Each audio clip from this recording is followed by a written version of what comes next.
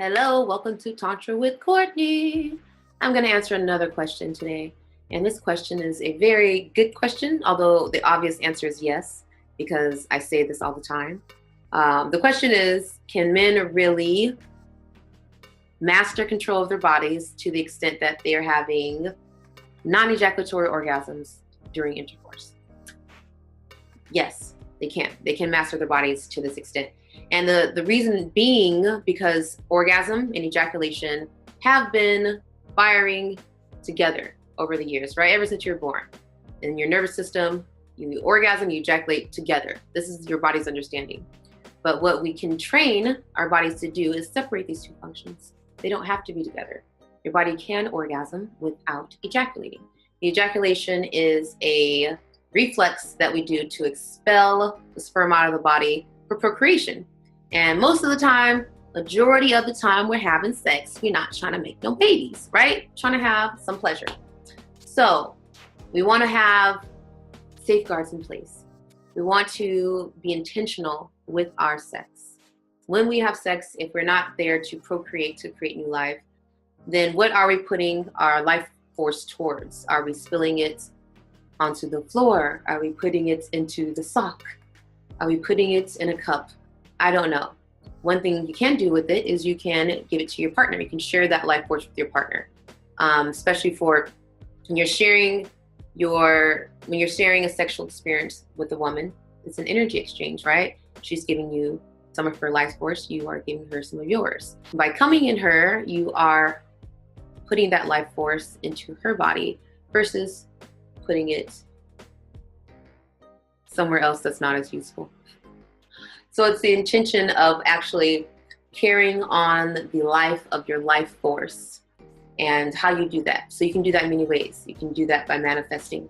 You can do that by using that sexual energy to heal. You want to give it to your partner. Semen has a lot of protein. It makes a great facial. You can also dedicate it to the earth. There's many women that dedicate their monthly blood to the earth for life, for fertilization, to promote harvest. So that's something that men can do also. Your life force is also valuable. So putting that intentionally towards other means of creating life.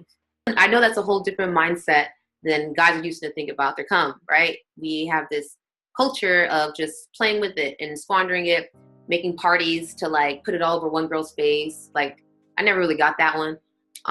But in the end, that was just for shits and giggles. It's just for visual pleasure, just like most of our, shocking porn things that we do.